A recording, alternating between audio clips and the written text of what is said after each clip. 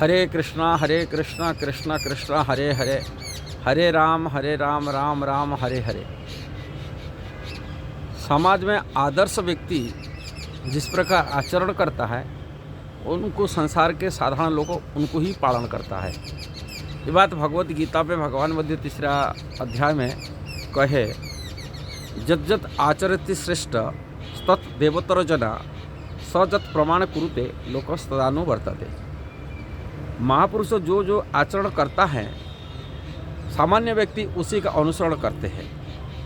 वह अपने अनुसरणीय कार्य से जो आदर्श प्रस्तुत करता है संपूर्ण विश्व उसका अनुसरण करता है। श्रील प्रभुपाद इस्कॉन का संस्थापक आचार्य एक ज्वलंत उदाहरण उन्होंने आचरण के माध्यम से सारी संसार को कृष्ण भावनामृत कृष्ण भक्ति प्रदान किया। और भगवान श्री कृष्ण मध्य भी ये संसार में जब धरती पर लीला करते हैं संसार के कल्याण के लिए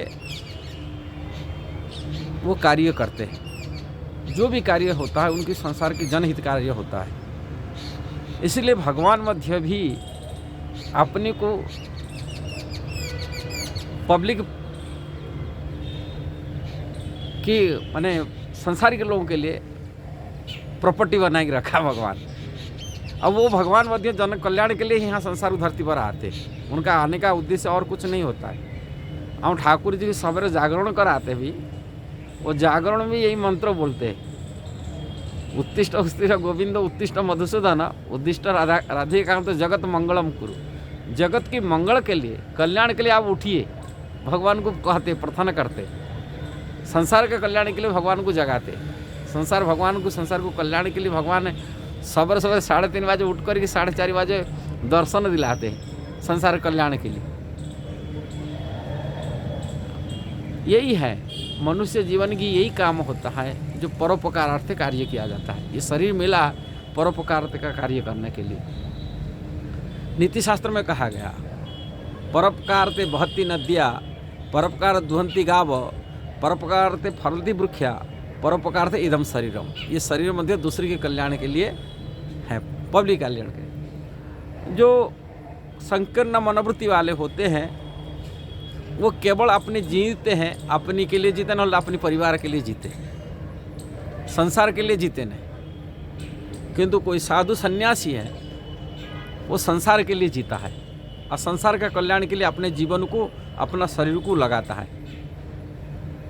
ऐसे ही जो राजा होते हैं, नेता होते हैं, उनकी मध्य भी जीवन की इसी प्रकार होता है। ये भगवान अपनी लीला में भगवान राम जब राजा बने तभी ये शरीर को प्रजा कल्याण के लिए अपना शरीर को दिए, परिवार के लिए नहीं, अपने घर के लिए नहीं, अपने के लिए भी नहीं। प्रजारंजन इसको कहते हैं। इसलिए अपना शरीर को मान दिए पब्लिक का संपत्ति है, अपना शरीर नहीं। और कोई भी कार्य इसके लिए सूझबूझ करने के लिए करना पड़ता है। हमारा वर्तमान की जो प्रधानमंत्री नरेंद्र मोदी जी अपनी जीवन में एक कॉन्फ्रेंस कर रहे थे, मैं उसका लेक्चर सुना हूँ।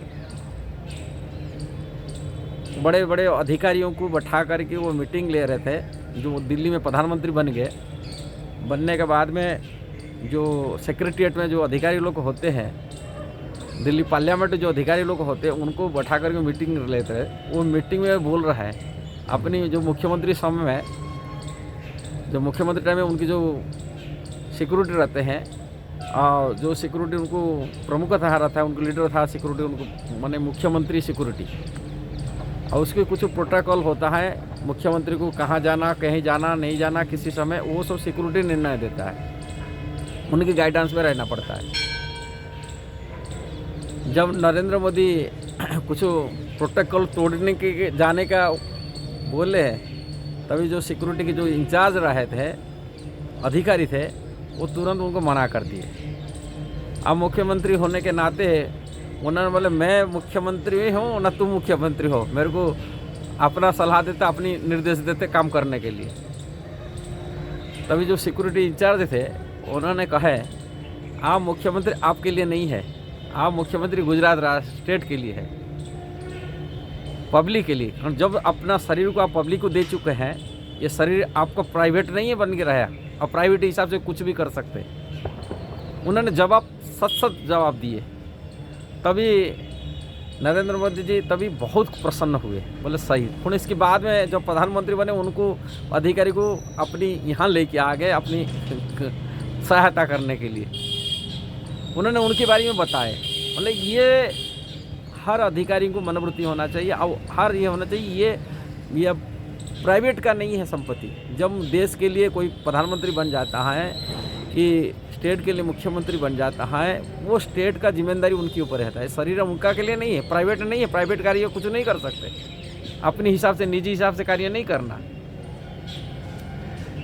यही आदर्श व्यक्ति से शिक्षा मिलता है, भगवान राम जी से शिक्षा मिलता है, कि प्रधानमंत्री से शिक्षा मिलता है, श्रील प्रभुपाद से शिक्षा मिलता है। अपने निजी जीवन विषय से प्रभुपाद अपनी नहीं जिए संसार का कल्याण के लिए। सन्यासी निजी जीवन में नहीं जीता है, निजी अपनी प्राइवेट हिसाब से नहीं जीता है। और इस्कॉन के माध्यम उन्होंने संस्था ऐसा ही बनाया, वही आदर्श दिया। इस्कॉन केवल प्राइवेट हिसाब से कार्य नहीं करे, ये पब्लिक संपत्ति है, पब्लिक से सेवा में लगना चाहिए। क्या पब्लिक से ये डोनेशन लेता है, दान लेता है, संस्था चलता है, पब्लिक की डोनेशन में जो चलता है वो पब्लिक की सेवा में लागे।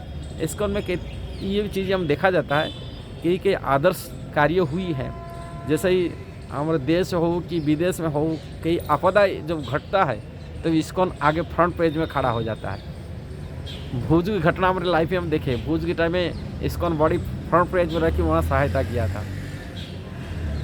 फिलहाल उड़ीसा में देखा हूँ, उड़ीसा में जब साइक्लोन होता 99 में साइक्लोन हुआ था, महाबात्या कहा जाता, उसी टाइम में भी फ्रंट पेज में इस्कॉन जाके कार्य करता था। जब ही कोरोना आया, कोरोना में भी दिल्ली हम देखे हैं फ्रंट पेज में जाके इस्कॉन काम करता था। इसलिए दिल्ली सरकार मध्य भी तभी तत्काल के सरकार मध्य इस्कॉन को सर्टिफिकेट दिया था, समाज सेवा के लिए सबसे आगे है। बांग्लादेश में 72 घटना घटे कि कई विदेश में भी कई जगह पर जब विपदा आता है समाज के लिए, तभी इस्कॉन फ्रंट पेज में आ जाता है कार्य करने के लिए, सहायता करने के लिए। इस्कॉन भी कर रहा है। यहाँ एक वीडियो के माध्यम से कहने का तात्पर्य यही है, इस्कॉन के हर भक्त को ये बात को समझना चाहिए, जब साधु बन जाता है, वैष्णव बनता है, वो संसार कल्याण के लिए वो कार्य में लगना चाहिए। और बड़े बड़े अधिकारी को, जो पदाधिकारी रहते हैं, वो भी वो बीच में रहना चाहिए, वही विचार में रहना चाहिए। जब इस्कॉन में ज्वाइन कर लिया, इस्कॉन के लिए लाइफ दिया, अपने जीवन दिया, घर परिवार को छोड़ के आया कि इस्कॉन में भक्त बन गया, वो पब्लिक की संपत्ति हो गया। अपना संपत्ति वाले अपने को नहीं मानना चाहिए, अपनी निजी सुविधा निजी जीवन बिताने के लिए नहीं बिताना चाहिए। जो पब्लिक को जीवन को बिताने के लिए आए हैं साधु बने, पब्लिक को अपनी आचरण से, अपने कार्य से ऐसा शिक्षा देना चाहिए जैसा इस समाज के लिए कल्याण में आएगा। क्या साधु का जीवन यही है, वह अपने जीवन में यदि भोगी का लाइफ बन जाए, इंद्रिय भोग में लग जाता है, इंद्रिय सुख के लिए लग जाएगा, अपनी प्रॉपर्टी अपनी संपत्ति इकट्ठा हो जाएगा, वो साधु नहीं माना जाएगा, वो इस्कॉन में नहीं बोले माना जाएगा। भले ही इस्कॉन में बड़े पदाधिकारी क्यों ना हो, यदि वो पब्लिक के लिए, समाज के लिए कोई आदर्श प्रस्तुत नहीं कर पा रहा है, वो अधिकार नहीं है, इस्कॉन में नहीं है। कहाँ इस्कॉन की जो नियम है, जो उनका जो इस्कॉन का जो लक्ष्य है, इस्कॉन के जो धारा है, जो शिक्षा समाज को देख ले प्रभुपाद जो आदर्श प्रस्तुत किया है, वो शिक्षा वो च्युत हो चुका है, अपने रास्ता पदवी तो घट चुका है। जो अपने को अपना परिवार में अपने में लगा दिया, अपनी भोग में लगा दिया, पब्लिक कल्याण के लिए, समाज कल्याण के लिए, कि देश कल्याण के लिए वो कार्यों में नहीं लगा है, कि संसार के कल्याण के लिए नहीं लगे। श्रील प्रभुपाद अपने जीवन को बड़े वृद्ध उम्र में, 70 साल में, कोई बूढ़े उम्र में वो तो यहाँ भजन करी अपने घर में रह सकते थे, यहाँ भजन करी वृंदावन रह के अपने 2 रोटी खाई भजन करके सिद्धि प्राप्ति कर तो सिद्ध थे, उनको कोई गोलोक जा सकते थे।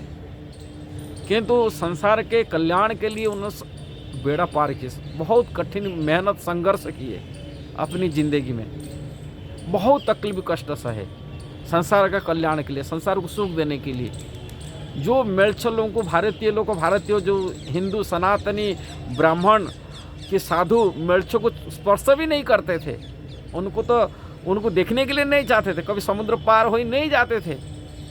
ऐसा लोगों को समुद्र पार हो कि कठिन समुद्र में अब मालवाही जहाज में जा कर के वहाँ जा कर मेलछों के लोगों के साथ में बैठना उठना, उनको स्पर्श भी नहीं करते, उनको ये करते नहीं, और वो मेलछों का बीच में रह कर के उनको अपने हाथ में खाना बना के खिलाया, इनको खिला करके प्रसाद बनाए के जो खाना खिलाए, इतना उनकी भगवान की कथा दिए, तभी उनका हृदय परिवर्तन हुआ, समाज का कल्याण किए। श्रील प्रभुपाद वास्तव में कि भारत का रत्न थे, भारत रत्न। आजकल नेता लोगों को ऐसे ही मिल जाता भारत रत्न। हाँ, जो नेता बड़ पोस्ट लेते वो नेता अधिकार प्राप्ति कर लेते हैं, ऐसा ही। किंतु वास्तव की जो भारत रत्न श्रील प्रभुपाद थे, जो दुनिया के रत्न, जो दुनिया को लेके भारतीय संस्कृति सनातन धर्म को स्थापन किए मेलछ जगत में, ये साधारण बात नहीं था। जो मेलछ कभी खाने से कैसा हाथ धोना उनको पता नहीं है, टॉयलेट जाने से शौच होने का नीति पता भी नहीं है, जो लोग कभी नहाते नहीं थे, हाँ, सेंट पेंट लगा के अपने को फिट हो जाते थे, कभी भगवान के नाम तो लेना दूर बात है, साधारण मनुष्य हिसाब से जैसे जीना है, एक सिविलाइज्ड पर्सन कैसा होना चाहिए, सभ्य मनुष्य कैसा होना चाहिए, वो भी जानते नहीं थे। ऐसा लोगों के बीच में जा कर के सभ्याचार नियम, धर्म की रास्ता, धर्म की मार्ग बताया। नस्ल माने शराब चरस पीने वाले को नशा छुड़ा करके चाय कॉफ़ी तो को छुड़ा दिए। हाँ, गाय के मांस खाने वालों को लहसुन प्याज छुड़ा करके प्रसाद खिलाया, ठाकुर जी महाप्रसाद खिला दिया। अवैध संबंध कुत्ते बिल्ली जैसे संपर्क रखते थे, कुत्ते बिल्ली जैसे संबंध बनाते, ऐसा ही पुरुष स्त्री का संबंध होता है वहाँ। ऐसा संबंध को वैदिक नीति से उनको विवाह व्यवस्था कराई कि एक साथ में एक पत्नी रहेगी, एक पति पत्नी व्रता हिसाब से उनको सिखाए, शौच पवित्रता रक्षा कराया। और जुआ सटा तो उनके आम बात होता है वहाँ, और जुआ बा सटा खिला करके उसको बंद करा के सत्य मार्ग दिखाया। ये छोटी बात नहीं था, ये पब्लिक के लिए अपने जिंदगी को उन्होंने दिए, बहुत मेहनत की है। और वो आदर्श को देखते हुए हर इस्कॉन भक्तों को, हर इस्कॉन का जो मैनेजमेंट में बैठे हुए पदाधिकारी हैं, चाहे जीबीसी हो कि प्रेसिडेंट हो, कोई भी इस तरह के व्यक्ति प्रभुपाद जी का जो आदर्श को देखते हुए ये जीवन को पब्लिक संपत्ति हिसाब से मानना चाहिए अपनी को। ये संपत्ति अपना नहीं है, अपने हिसाब से जैसा खाना पीना जैसा रहना ऐसा नहीं चलेगा। ये पब्लिक को हिसाब से आचरण मध्य शुद्ध होना चाहिए। आदर्श साधु बन कर की, आदर्श संत बन कर की समाज का सेवा करना चाहिए, संसार का कल्याण करना चाहिए। यही है इस्कॉन की। ये कोई प्राइवेट संस्था नहीं है, ये पब्लिक संस्था है, और पब्लिक की सेवा में अपने जीवन को लगाना चाहिए उसी आदर्श को देखते हुए। यदि ये वीडियो सही लगा जरूर इसको शेयर करना, सब्सक्राइब करना, लाइक कमेंट देना। हरे कृष्णा।